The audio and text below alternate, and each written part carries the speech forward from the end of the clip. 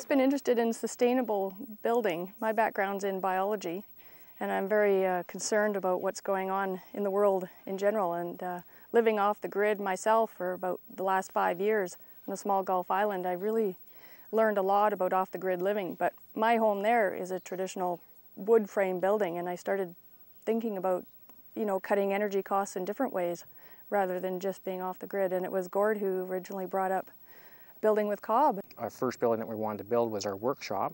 So the building behind us is our first steps towards building our house out of natural building techniques. We're using clay off the property, and so we use basically 1 part clay, 2 parts sand, and we add moisture to it. So it's kind of like a muddy mixture, almost like a bread dough, and then we start to add straw into it.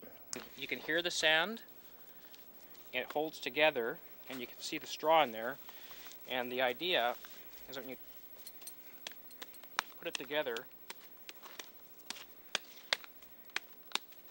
and you drop it, it should hold together. The straw provides the tensile strength, and the sand provides the compressive strength, and the clay is the glue. Once we get a batch of cob, we start to apply it to the walls. And the walls are about 2 feet thick. And you'll take and you'll be able to smooth it and create whichever aspects to the wall that you want. And it also, what it does is once you saw it off, it leaves the straw hanging out.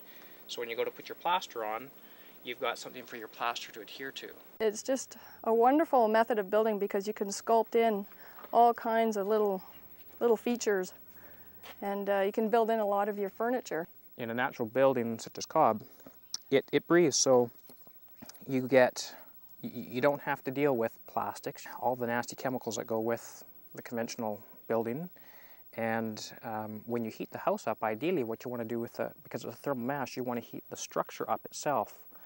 So in this case here, what we've got is we've built heating into the walls. Like if I took a hose right now and hit it, you're not going to wash anything away. You'd have to take your hose at it for hours.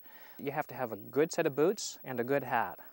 So in this case here, we've got a good set of boots, which is a rock foundation, and then the rocks are quite large. Anything that splashes up will hit the rocks. And in a good hat, you put a good roof on it.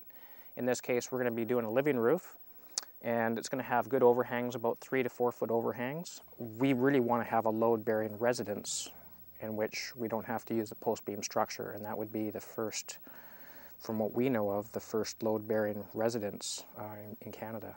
To create something that's going to last potentially for 500 years is phenomenal. Boop.